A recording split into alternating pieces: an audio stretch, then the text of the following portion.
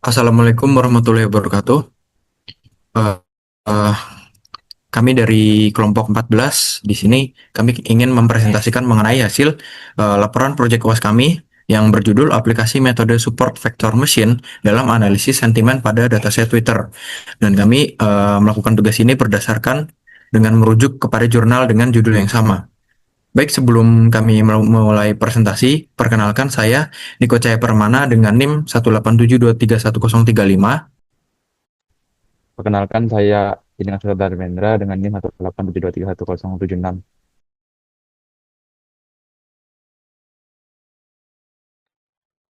Mungkin kita langsung saja mulai untuk presentasi pada hari ini. Kita mulai dulu dari pendahuluan. Sebagai pembuka, apa sih yang akan kita bahas terkait presentasi pada hari ini? Next. Oke, yang pertama kita masuk ke latar belakang dulu. Jadi latar belakang dari penelitian yang kami lakukan adalah di mana di zaman yang semakin berkembang ini, analisis sentimen teks kini banyak dimanfaatkan dalam berbagai bidang seperti media sosial, riset pasar, dan layanan pelanggan. Nah, umumnya analisis sentimen dilakukan dengan cara metode konvensional di mana menggunakan pencocokan kata kunci berdasarkan suatu topik yang ada pada dalam teks. Nah, namun metode konvensional seperti pencocokan kata kunci memiliki banyak keterbatasan karena tidak mampu menangkap makna emosional secara menyeluruh. Nah, tantangan utama dalam analisis sentimen adalah adanya kata bermakna ganda atau polisemi, sinonim, serta struktur kalimat kompleks yang sering diabaikan. Oleh karena itu, dibutuhkan metode yang lebih canggih dan lebih akurat agar hasil analisis sentimen lebih akurat dan sesuai dengan makna sebenarnya dari satu teks. Akhirnya,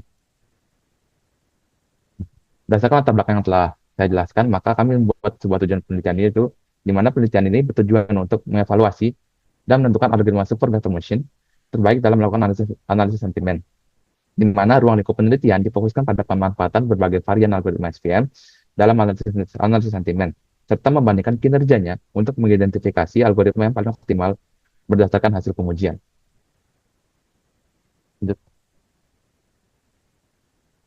Apa sih manfaat dari penelitian yang kami lakukan ini? Jadi, dengan melakukan penelitian ini diharapkan dapat memberikan kontribusi dalam pelatihan algoritma SVM yang paling tepat untuk analisis sentimen, serta menunjukkan keunggulan pendekatan machine learning dibandingkan metode konvensional yang hanya mengandalkan pencocokan kata. Nah, di mana hal ini berguna dalam meningkatkan akurasi analisis sentimen untuk aplikasi nyata seperti rekomendasi, monitoring opini publik, dan layanan pelanggan otomatis. Nah, selanjutnya setelah kita masuk ke pendahuluan, selanjutnya kita akan membahas mengenai dasar teori, di mana kita akan membahas sebagai konsep-konsep yang kami gunakan dalam mendukung penelitian ini. Yang pertama kita akan membahas mengenai analisis sentimen, yaitu topik utama yang kami bahas, di mana analisis sentimen sendiri adalah teknik mengidentifikasi emosi atau opini dalam sebuah teks, apakah bersifat positif, negatif, atau netral. Metode ini umumnya menggabungkan NLP, Natural Language Processing, dan Machine Learning untuk mengklasifikasikan sentimen secara otomatis. Nah, di mana analisis ini sering digunakan dalam urusan produk, media sosial, dan tanggapan pelanggan.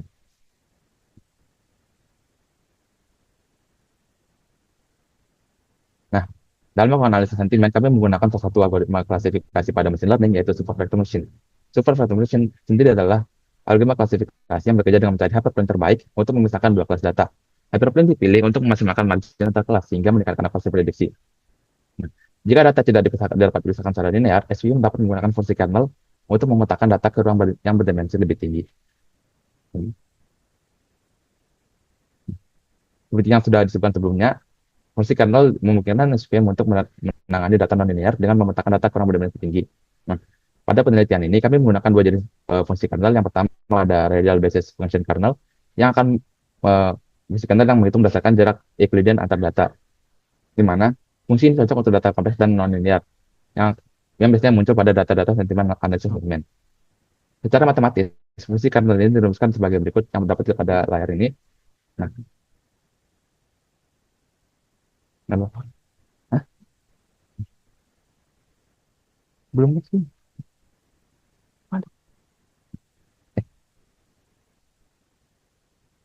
Ada. Dari sini ulang ada. Nanti kata aja. Belum jelasin. Walah ya.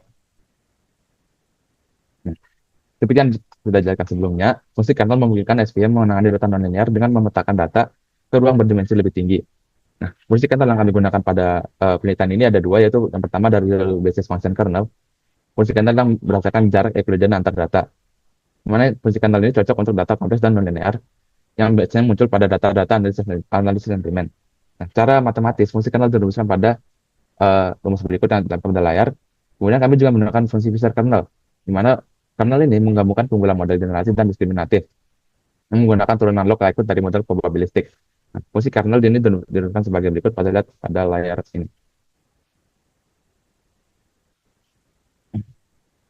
Kemudian ada latent semantic analysis atau LSA, di mana LSA adalah teknik yang memetakan kata dan dokumen ke ruang semantik latent untuk menemukan makna tersembunyi. Metode ini mengukur kemiripan berdasarkan sudut antar vektor dan membantu dalam mengatasi sinonimi, namun kurang efektif dalam kasus polisemi atau satu kata banyak arti. Sehingga kita memerlukan metode lainnya dalam mengatasi polisemi ini. Nah, dalam mengatasi kekurangan yang ada pada LSA sebelumnya, kita dapat menggunakan salah satu turunan dari LSA sendiri, yaitu probabilistic latent semantic analysis, yang memudahkan kemunculan kata berdasarkan variabel topik tersembunyi dan menghasilkan representasi dokumen yang lebih akurat. Nah, PLSA cocok untuk klasifikasi teks, ekstraksi informasi, dan pencarian dokumen. Fungsi PLSA dapat dirumuskan sebagai berikut pada layar ini. Kemudian kita akan masuk mengenai pembahasan tentang metode SPM apa saja yang kita gunakan pada penelitian ini. Yang pertama kita menggunakan histogram based SPM atau HIS-SPM. Nah, HIS-SPM bekerja dengan cara mengubah data teks menjadi histogram fitur yang mencerminkan frekuensi kemunculan kata. Histogram ini digunakan sebagai input dalam SPM yang membuat klasifikasi sentimen lebih akurat. Metode ini efektif karena mampu menangkap distribusi fitur dalam teks secara lebih terstruktur. Kemudian ada Probabilistic Latent Semantic Analysis Based Support Vector Machine atau PLSA-SPM. PLSA-SPM adalah sebuah teknik metode SPM yang merupakan penggabungan dari PLSA dan SPM untuk klasifikasi teks yang lebih akurat, di mana PLSA digunakan untuk mengekstrak fitur semantik laten dalam metode distribusi topik dan dokumen, kemudian hasil digunakan sebagai input ke dalam SPM itu sendiri, sehingga model memperoleh representasi dokumen yang lebih bermakna dan relevan untuk klasifikasi. Dan yang terakhir ada virtual kernel dengan PLSA atau FKSVM. FKSVM merupakan jenis metode support vector machine yang mengimprovisasi fungsi kernel dalam SVM menggunakan Fisher kernel yang dibangun dari model PLSA. Kernel ini memanfaatkan parameter dan distribusi topik hasil PLSA sehingga menangkap hubungan semantik laten antar dokumen. Nah, dengan pendekatan ini, SVM mampu mengklasifikasi sentimen dengan akurasi lebih tinggi. Kemudian kita akan masuk ke alat evaluasi model yang akan kita gunakan. Yang pertama ada contribution matrix, di mana contribution matrix ini adalah tabel yang digunakan untuk mengevaluasi performa model klasifikasi dengan membandingkan hasil prediksi terhadap nilai sebenarnya.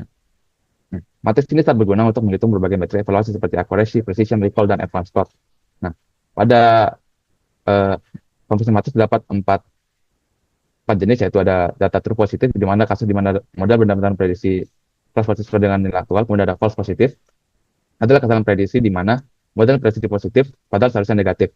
Kemudian ada true negatif, adalah kasus di mana model benar memprediksi kelas negatif sesuai dengan kondisi sebenarnya. Dan yang terakhir adalah false negatif, adalah kesalahan prediksi di mana model prediksi negatif padahal seharusnya positif.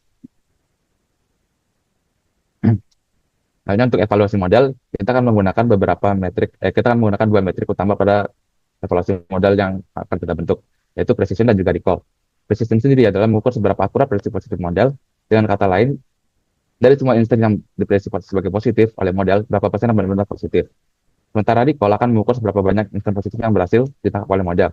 Di mana dari semua instansi yang sebenarnya positif, berapa persen yang berhasil diprediksi sebagai positif. Nah, apa sih alasan dalam pemilihan metrik precision dan juga recall? Kenapa kita tidak menggunakan akurasi saja dalam evaluasi model? Jadi dalam penelitian ini, akurasi tidak dijadikan metrik utama karena analisis sentimen sering menghadapi ketidakseimbangan kelas seperti dominasi data positif atau negatif. Di mana dalam kondisi ini, akurasi bisa tampak tinggi meskipun model gagal mengenali kelas minoritas. Oleh karena itu, precision dan recall digunakan karena mampu memberikan penilaian yang lebih adil dan menyeluruh terhadap performa model. Baik, selanjutnya merupakan metodologi penelitian, yang dimana metodologi penelitian adalah cara atau langkah-langkah sistematis yang kami gunakan dalam melakukan penelitian untuk mengumpulkan, menganalisis, dan menarik kesimpulan dari sebuah data.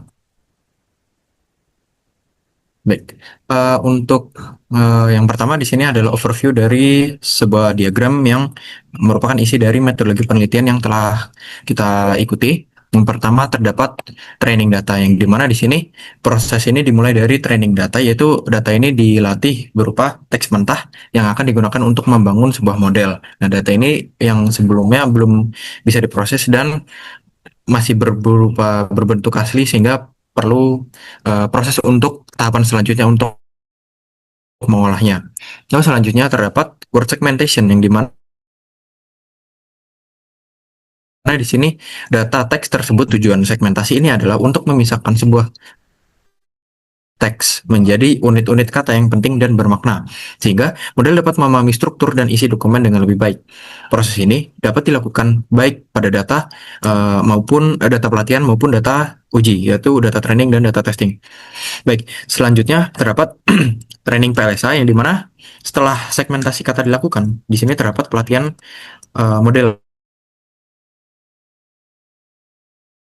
PLSA atau Probabilistic Latent Semantic. Informasi topik tersembunyi dari kumpulan dokumen teks. Dengan kata lain, PLSA akan mengidentifikasi distribusi topik yang terkandung dalam sebuah data, sehingga setiap dokumen dapat direpresentasikan dalam bentuk distribusi topik tertentu.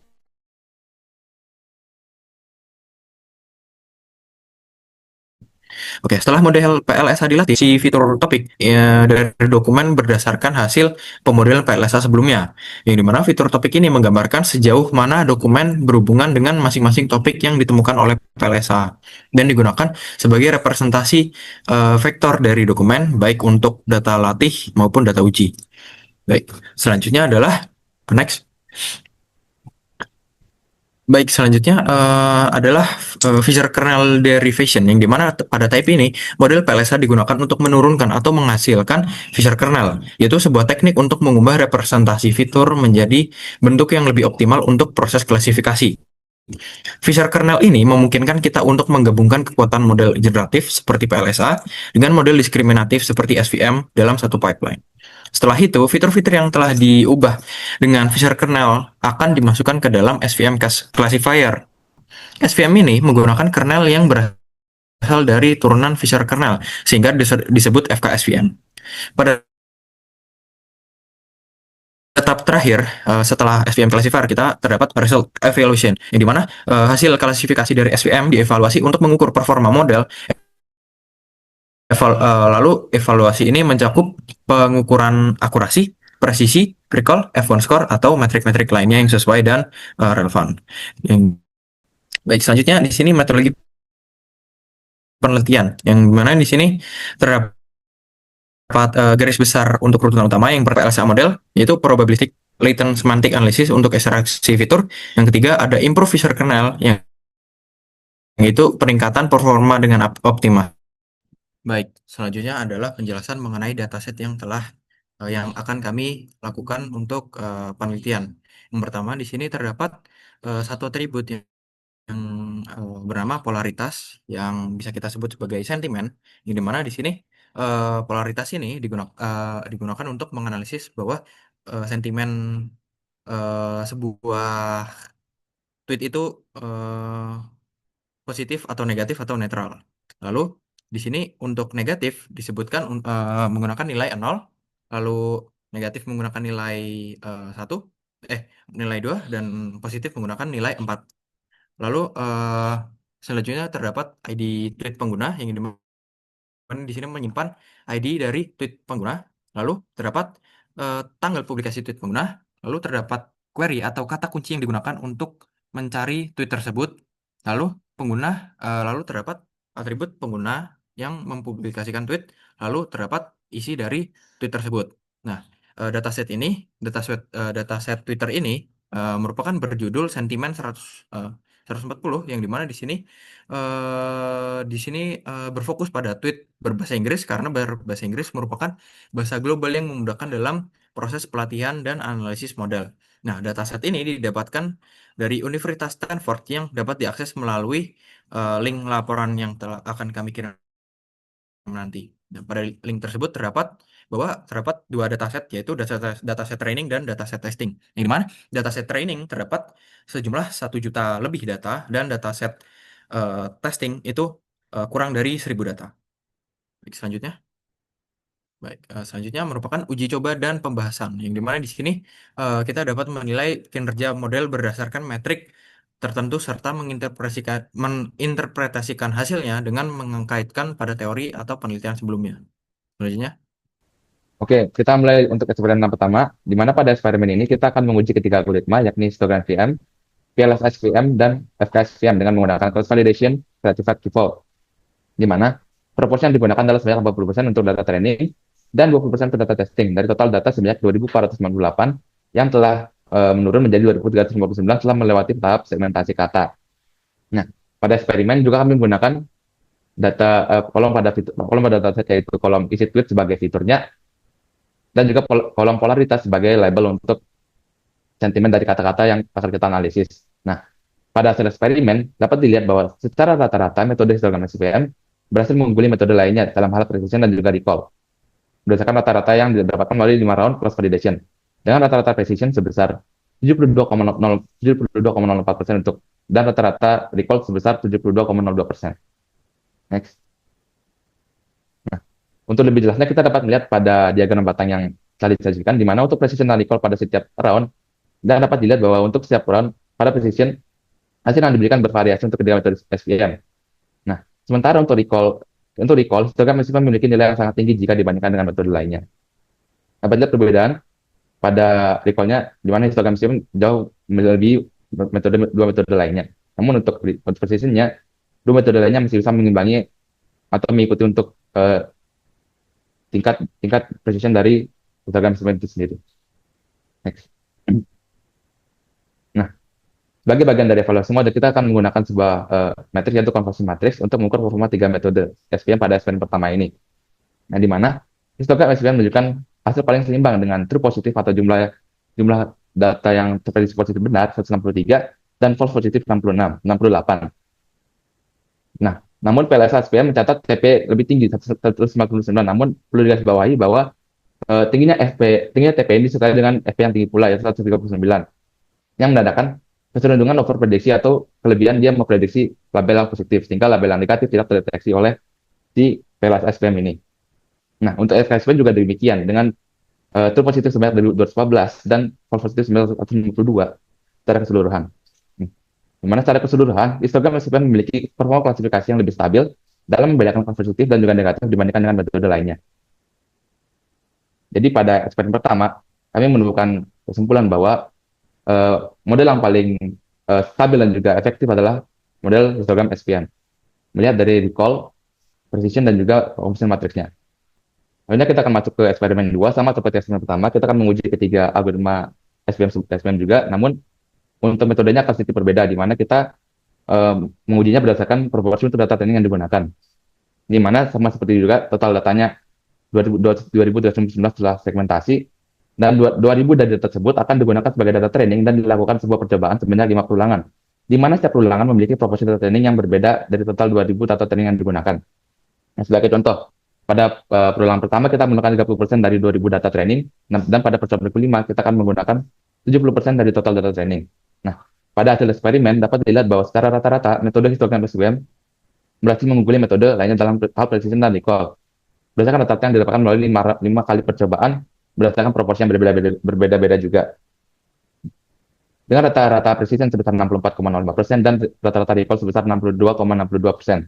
Nah, eksperimen ini memberikan hasil yang sama seperti eksperimen 1 yang menunjukkan bahwa yang juga menunjukkan keunggulan histogram SVM jika dibandingkan dengan metode-metode lainnya. Dua metode lainnya. Sama seperti eksperimen pertama, untuk lebih jelasnya kita dapat melihat diagram batang untuk precision dan recall pada setiap round. Dan dapat dilihat bahwa untuk setiap round pada precision metode SVM selalu memiliki nilai yang paling tinggi. Dan untuk recall, histogram SVM juga memiliki nilai yang sangat tinggi jika dibandingkan dengan metode lainnya. Dapat dilihat pada diagram precision di kiri dan juga recall di kanan. Sama juga seperti eksperimen pertama, kita juga menganalisis conversion matrix pada eksperimen kedua ini. Nah, di mana histogram SVM berhasil menunjukkan hasil paling seimbang dengan true positif 84 dan false positif 88. PLS SVM mungkin true positif jauh lebih tinggi daripada histogram SVM, tapi dengan F yang juga tinggi 169, sama seperti eksperimen pertama, dia memiliki kecenderungan untuk over predictive terhadap label positif. Nah, Begitu juga dengan FKSVM, dia memiliki true positif yang sangat tinggi juga, tapi juga dengan false positif yang sangat tinggi secara keseluruhan. Nah, di sini dapat diketahui bahwa histogram SPM kembali menunjukkan performa paling stabil dalam membedakan kelas positif dan negatif yang konsisten dengan hasil eksperimen pertama. Baik, di sini saya akan menjelaskan mengenai eksperimen yang ketiga, di mana di sini eksperimen ketiga kami menguji ketiga algoritma, yaitu terdapat HIST SVM, PLSA SVM, dan FKSVM yang berdasarkan proporsi untuk data training dan data testing yang akan kami gunakan. Dari total sebanyak 2.498 data yang hasilnya telah disegmentasi, terdapat 2.359 yang dilakukan pengujian dengan 5 kali perulangan pada berbagai proporsi data training dan testing untuk memperoleh rata-rata precision dan recall dari ketiga metode SVM. Jadi kami terdapat proporsi 90% training dan 10% testing, 80% training, 20% testing, 70% training, 30% testing, lalu 60% training, 40% testing, lalu 50% training dan 50% testing. Lalu di sini eksperimen 3 menunjukkan bahwa HIS SVM secara konsisten menghasilkan nilai recall tertinggi pada semua proporsi, menandakan keunggulan dalam mendeteksi data positif untuk precision. Metode terbaik bervariasi tergantung pada proporsi data. FKSVM unggul pada 90% dan 10%. Lalu yang dapat dilihat bahwa di situ proporsinya sebanyak 72,4%, dan pada proporsi 60 dan 40% yang terdapat precision pada 69,83%. Lalu disusul oleh HIST SVM unggul pada 80% 20% dengan isi presisi sebesar 69,51%. Lalu sedangkan PLSA SVM unggul pada 30% dengan isi presisi 69,03% dan 50% dengan isi 70,29%. Hasil ini menegaskan bahwa performa tiap metode juga sangat dipengaruhi oleh pembagian data yang digunakan. Selanjutnya, oke, di sini kami telah menampilkan sebuah plot histogram dari percobaan 1. Lalu bisa next ke percobaan kedua. Lalu ini merupakan percobaan kedua, lalu percobaan ketiga, lalu percobaan keempat, lalu ke percobaan kelima, lalu selanjutnya. Dan dapat dilihat bahwa sejauh kami melakukan 5 percobaan tersebut tidak terdapat perbedaan yang sangat signifikan. Namun di sini terdapat perbedaan kekonsistenan, di mana semisal pada percobaan pertama itu yang paling unggul pada 90%, 10% itu semisalnya HIST SVM, lalu yang percobaan kedua adalah FK SVM. Dan di sini maka dari itu kami di sini mengambil titik tengah menggunakan rata-rata pada 5 kali percobaan tersebut. Yang dimana di sini untuk presisi pada proporsi 90% 10% di sini diungguli oleh algoritma FK SVM. Lalu pada 80-20% diungguli oleh HIS SVM. Lalu pada 70-30% di sini diungguli oleh PLSA SVM, yang dimana selisih sedikit dengan HIS SVM. Lalu terdapat pada 60-40% di sini diungguli hampir di sini berbobot sama, yang dimana FK SVM dengan HIS SVM. Lalu terdapat pada 50-50% di sini diungguli oleh PLSA SVM. Lalu next. Oke, di sini grafik histogram tadi menunjukkan nilai rata-rata precision dan recall dari 5 kali percobaan untuk berbagai proporsi data pelatihan dan pengujian. Dari sisi precision, metode FKSVM mencatat nilai tertinggi pada proporsi 90% dan 10% untuk overview-nya. Lalu 60% 40% pada isi presisi 69,83%. Lalu PLSA SVM pada 70-30 pada isi 69,03%, lalu 50-50 pada 70,20%. Baik, selanjutnya merupakan confusion matrix dari eksperimen 3. Di sini kami menampilkan confusion matrix pada eksperimen 3 dengan proporsi 80% 20%. Karena yang kami ketahui, proporsi 80% training dan 20% testing itu merupakan sebuah proporsi yang ideal untuk sebuah industri machine learning. Lalu sebagai bagian dari evaluasi model, conversion matrix digunakan untuk menilai performa ketiga metode SVM pada eksperimen 3 dengan proporsi data training 80% dan testing 20%. His SVM di sini menunjukkan keseimbangan terbaik dengan true positif sebanyak 183 dengan false positif 69. Lalu terdapat PLS SVM yang mencatat true positif lebih tinggi yaitu 238, namun dengan false positif yang juga sangat amat besar yaitu 141. Lalu diikuti dengan FKSVM dengan true positif 172 dengan false positif yang lebih besar lagi yaitu 162. Secara keseluruhan, his SVM di sini kembali menunjukkan performa klasifikasi yang paling stabil dan seimbang, konsisten dengan hasil pada eksperimen sebelumnya. Lalu selanjutnya, baik, di sini saya akan menjelaskan mengenai tabel rata-rata dari seluruh eksperimen tadi. Dari seluruh eksperimen tadi dilakukan bahwa his SVM berhasil mencatat rata-rata precision sebesar menunjukkan bahwa his SVM merupakan metode dengan performa paling optimal dalam konteks penelitian ini, baik dari segi akurasi maupun stabilitas klasifikasi. Selanjutnya, baik, selanjutnya di sini saya akan menjelaskan perbandingan eh, penelitian yang telah kami lakukan dengan jurnal rujukan kami. Yang pertama di sini dapat terlihat pada eksperimen 1 dengan metode HIS-SVM. Di sini pada jurnal rujukan terdapat presisi sebesar 82,49 dengan pada implementasi kami 72,04%. Lalu pada eksperimen 1 jurnal rujukan presisinya PLS-SVM terdapat 83,2% dengan implementasi kami sebesar 67,42%. Lalu untuk FKSVM dengan jurnal rujukan sebesar 87,2% dengan implementasi kami 64,59%.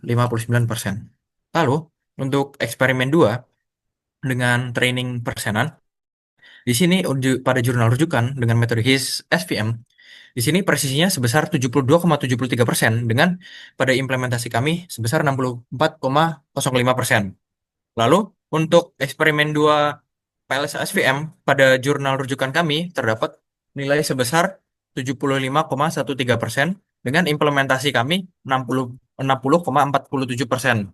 Lalu untuk eksperimen 2 metode FKSVM pada jurnal rujukan kami sebesar 80,96% dengan implementasi kami terdapat sebesar 58,74%. Dan di sini dapat terlihat bahwa pada eksperimen 1 pada jurnal rujukan di sini diungguli oleh FKSVM sebesar 87,2%, lalu pada eksperimen 2 juga diungguli oleh FKSVM dengan sebesar 80,96%. Lalu pada eksperimen 1 implementasi kami di sini diungguli oleh HIS-SVM dengan presisi sebesar 72,04%. Lalu pada eksperimen 2 di sini diungguli oleh HIS-SVM juga dengan sebesar 64,05%. Baik, selanjutnya adalah kesimpulan. Berdasarkan hasil 0,2%, mengalahkan PLSA SVM dengan precision 67,52 dengan recall 62,52 dan FKSVM dengan precision 66,93% dengan recall 61,89%. Di sini HIS SVM secara konsisten menunjukkan performa terbaik dalam berbagai skenario, termasuk variasi ukuran data, data training, dan proporsi data training dan testing. Sementara itu, PLSA SVM dan FKSVM masih belum mampu untuk menandingi stabilitas dan akurasi HIS SVM, serta hanya unggul dalam beberapa kasus spesifik. Dengan demikian, HIS SVM dapat direkomendasikan sebagai metode utama untuk klasifikasi sentimen Twitter dalam penelitian ini. Baik, selanjutnya adalah saran yang dapat disampaikan oleh teman saya. Oke, saya akan menjelaskan saran dari penelitian yang telah kami lakukan. Jadi berdasarkan hasil penelitian ini, disarankan agar penelitian selanjutnya menggunakan dataset yang lebih besar untuk meningkatkan akurasi dan generasi model. Yang dapat dilihat pada eksperimen ketiga, ketika kita menggunakan kombinasi 90% data training dan 10% data testing, di mana pada saat itu otomatis data trainingnya akan lebih dari 2000. FKSVM akan memiliki nilai recall dan juga presisi yang lebih tinggi dibandingkan dua metode lainnya. Di mana hal ini menunjukkan bahwa terdapat kemungkinan bagi FKSVM dia bekerja lebih baik pada data yang lebih besar dan juga lebih banyak. Nah, kami juga meyakini bahwa ukuran data yang lebih besar dapat memberikan representasi yang lebih baik dan mendukung belajar model yang lebih optimal. Hal ini juga sejalan dengan jurnal rujukan sebelumnya di mana FKSVM menunjukkan performa terbaik saat diuji pada dataset yang menjumlah 1,6 juta data. Oleh karena itu, penggunaan FSV yang pada skala data yang lebih besar perlu dipertimbangkan untuk mengevaluasi kemampuannya secara lebih realistis dan dalam kondisi dunia nyata. Karena kami di sini menggunakan datanya sebesar 2000 2449 data, bisa menjadi kemungkinan bahwa hal tersebut menyebabkan performa dari FKSP ini menjadi tidak optimal dan dikalahkan oleh histogram SPR. Untuk itu, saran saran dari kami mungkin dapat diimplementasikan untuk nanti ke depannya untuk menggunakan dataset yang lebih besar dari yang kami gunakan saat ini. Baik, demikian presentasi dari kelompok kami mengenai penelitian yang telah kami lakukan. Dengan berakhirnya presentasi ini, mengakhiri juga progres ujian aktivitas yang telah kami lakukan, mulai dari progres pertama, progres kedua, dan progres ketiga. Nah, melalui ketiga progres ini, kami dapat mempelajari beberapa banyak hal, yaitu bagaimana sih kita cara berpikir dalam mengatasi permasalahan yang berhubungan dengan machine learning, utamanya dalam algoritma support vector machine.